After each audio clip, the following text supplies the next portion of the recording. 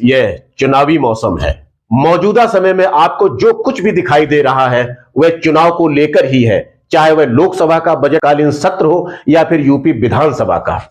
सत्ता और विपक्ष दोनों शतरंज खेल रहे हैं, लेकिन क्या आपको पता है कि राजनीति की बिसात पर जो मोहरे रखे गए हैं वह कौन है? वह है आप और हम, यानी हमारे देश की आम जनता। राजनीति में सीखने का मौका तो है, लेकिन संभलने का मौका बहुत कम ही मिल पाता है। यदि एक बार आपके धरातल से जमीन खिसक गई तो वापस उसे लाना बहुत मुश्किल हो जाता है। आज से ठीक 20 साल पहले यानी 2004 के चुनाव के बाद केंद्रीय सत्ता में परिवर्तन हुआ। भाजपा सरकार को पटकनी देकर यूपीए गठबंधन की दिल्ली में सरकार बनी। प्रधानमंत्री बने कांग्रेस के मनमोहन सिंह। 2009 में फिर आम चुनाव हुआ। इस चुनाव में भाजपा की तरफ से पीएम फेस थे राम मंदिर रथ यात्रा के नायक लाल कृष्ण आडवाणी और कांग्रेस बिना पीएम फेस के ही चुनाव लड़ी। चुनाव कांग्रेस के पक्ष में रहा और फिर मनमोहन सिंह प्रधानमंत्री बने। यदि यूपी की बात करें तो उत्तर प्रदेश में 2009 के आम चुनाव में भारतीय जनता पार्टी को महज 10 सीटें मिली थी।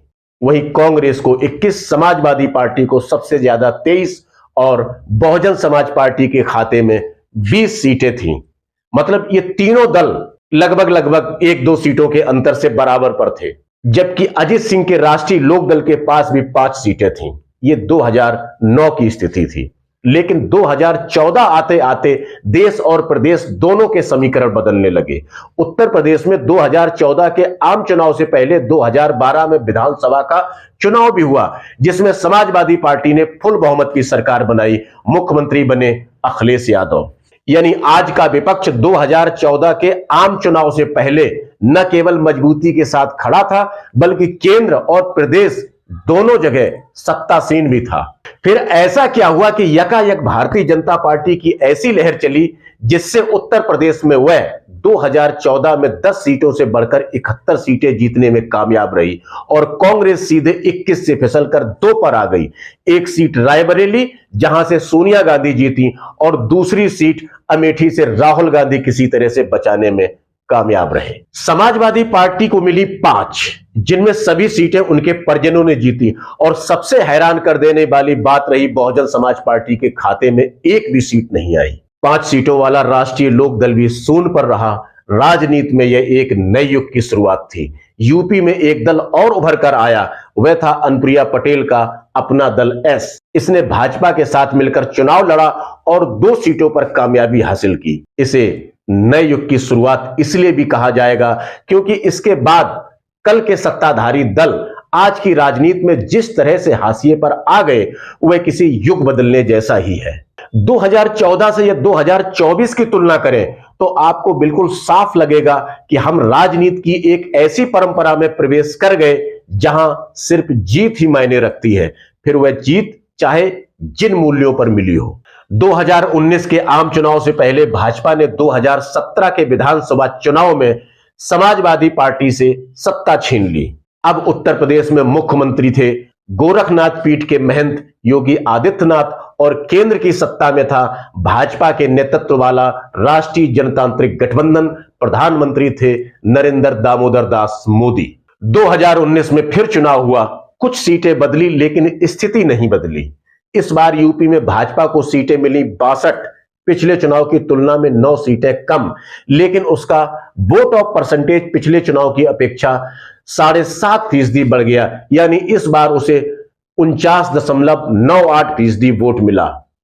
यदि इसमें अपना दल एस का 2.5% वोट और जोड़ दिया जाए तो यह हो जाता है 52.48%। यानी यूपी के आधे से अधिक मतदाताओं ने भाजपा गठबंधन को वोट किया। समाजवादी पार्टी फिर 5 पर सिमट गई। इस बार मुलायम सिंह की बहू डिंपल यादव भी कन्नौज से चुनाव हार गई। कांग्रेस 1 पर आ गई। राहुल गांधी अमेठी से अपनी सीट गंवा बैठे। चुनाव में बसपा ने जरूर वापसी की। वह समाजवादी पार्टी के साथ मिलकर चुनाव लड़ी थी, उसे 10 सीटें मिली। रालोद कोई सीट फिर नहीं जीत सका। अपना दल एस को 2 सीटें मिल गई। मौजूदा समय में उत्तर प्रदेश के राजनीतिक हालातों पर आगे बढ़ने से पहले मौजूदा परिस्थिति में किस पार्टी के पास कितना मत प्रतिशत है, यह जान लेना भी बहुत जरूरी है। तो इसे भी देख लेते हैं। 62 सीटों के साथ भारतीय जनता पार्टी को 2019 के आम चुनाव में 49.98% वोट मिला, यानी सीधे सीधे कुल वोटों के आधे। समाजवादी पार्टी को 18.11%, बहुजन समाज पार्टी को 19.43% और कांग्रेस को मात्र 6.36% वोट मिला। राष्ट्रीय लोकदल 1% के नीचे पिछले चुनाव में ही आ चुका था, इस बार भी वह नीचे ही रहा।